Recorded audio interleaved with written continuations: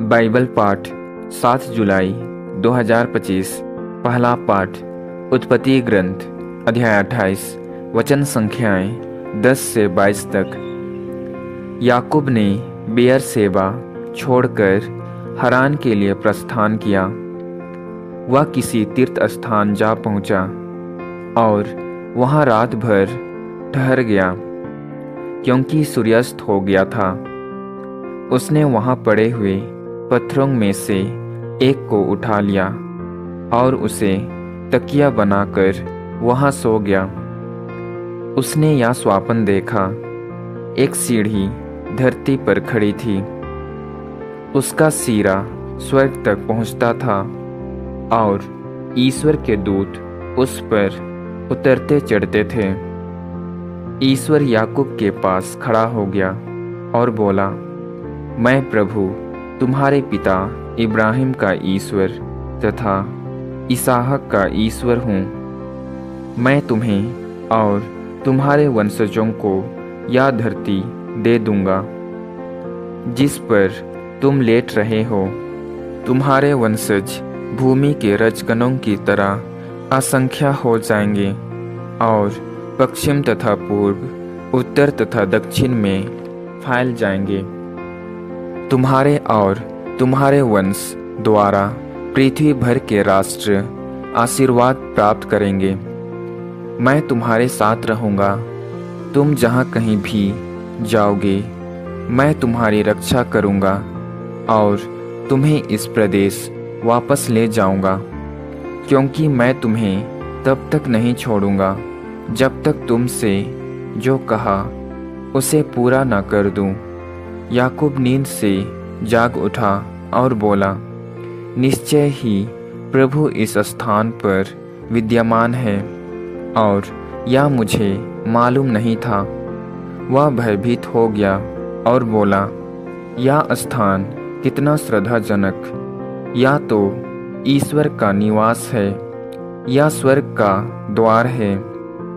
उसने बहुत सवेरे उठकर सिरहाने का वह पत्थर उठाया, उसे स्मारक के रूप में खड़ा किया और उसके सिरे पर तेल उंडेल दिया।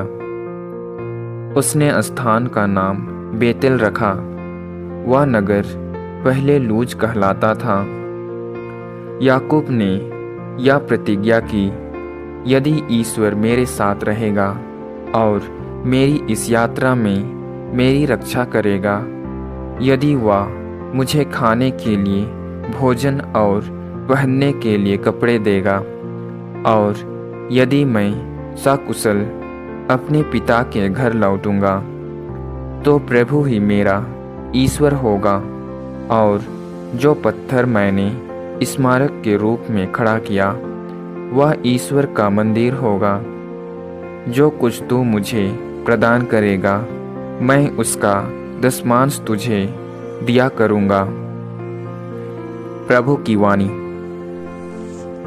संत मत्ती के अनुसार पवित्र सुसमाचार अध्याय 9 वचन संख्याएं 18 से 26 तक। ईसा उनसे ये बातें कह ही रहे थे कि एक अधिकारी आया। उसने यह कहते हुए उन्हें दंडवत किया, मेरी बेटी अभी अभी मर गई है, आइए उस पर हाथ रखिए और वह जी जाएगी। ईसा उठकर अपने शिष्यों के साथ उसके पीछे हो लिए। उस समय एक स्त्री ने, जो 12 बरस से रक्तस्राव से पीड़ित थी, पीछे से आकर ईसा के कपड़े का पल्ला छू लिया, क्योंकि वह मन ही मन कहती थी, यदि मैं उनका कपड़ा भर छूने पाऊं तो चंगी हो जाऊंगी। ईसा ने मुड़कर उसे देख लिया और कहा, बेटी ढारस रखो, तुम्हारे विश्वास ने तुम्हें चंगा कर दिया है। और वह स्त्री उसी क्षण चंगी हो गई। ईसा ने अधिकारी के घर पहुंचकर बांसुरी बजाने वालों को और लोगों को रोते पीटते देखा और कहा, हट जाओ, लड़की नहीं मरी है, सो रही है। इस पर वे उनकी हंसी उड़ाते रहे। भीड़ बाहर कर दी गई। तब ईसा ने भीतर जाकर लड़की का हाथ पकड़ा और वह उठ खड़ी हुई। इस बात की चर्चा उस इलाके के कोने कोने में फैल गई। प्रभु का सुसमाचार।